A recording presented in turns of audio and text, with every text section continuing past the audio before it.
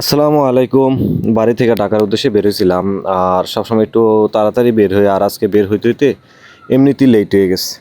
তো ওই জায়গায় আবার ট্রলার দিয়ে পার হয়েছি কীর্তনাশা নদীর, ওই জায়গাতে একটু ঝামেলা হয়ে ওই জায়গায় প্রায় আধা ঘন্টার মতো লেট হয়ে গেছে। তারপরে বললাম জাজিরা, আর জাজিরা থেকে হচ্ছে মেইন রোডে না যায় আমি হচ্ছে গিয়া হাতে ডাইনে দিয়ে একটা বাইপাস রাস্তা আছে, যেটা হচ্ছে এলাকার ভিতর দিয়ে গেছে। এটা সবসময় আর কি ক্লিয়ার থাকে, এই জায়গায় বড় গাড়ি ঘোড়া ঢোকে না, ক্লিয়ার থাকে, এই রাস্তা দিয়ে ঢুকছি। কিন্তু এই রোডেও ঢুইকা দেখি যে আজকে প্রচুর জ্যাম। কিন্তু কী কারণে জ্যাম এটাই বুঝতে পারতেছি না। আমার জীবনে আমি এই রাস্তাটা জ্যাম পাই নাই।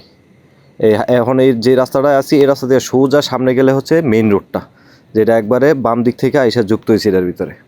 কিন্তু এখন এই রাস্তাটার ভিতরে কী কারণে জ্যাম আল্লাহই জানে। এই যে সামনে দিয়ে অটো আইতেছে, আল্লাহই জানে বাজায় দেয় কিনা। ওই যে সামনে মেইন রাস্তা দিয়ে বাদ যাইতে আছে। তো এই কথায় আছে না যে মরার ভিতর খরার গা, ওই অবস্থা হয়েছে আমার। এখন আজকে তাড়াহুড়া করে বের হয়েছি, লেট হয়ে গেছে, আর এই জায়গায়ও লেট। তো সম্ভবত যেটা মনে করছিলাম যে এই পাশে হাতের ডাইনে একটা মাঠ আছে, যে মাঠে খেলাধুলা হইতেছে বা মেলা হয়েছে, এই কারণে জ্যাম। কিন্তু না, পরে দেখলাম যে সামনে একটা ব্রিজ আছে, ব্রিজের ভিতরে আর কি দুইটা বাস মুখোমুখি হইয়া পুরা রাস্তায় ব্লক করে লাগছে, ওই জায়গা থেকে জ্যাম।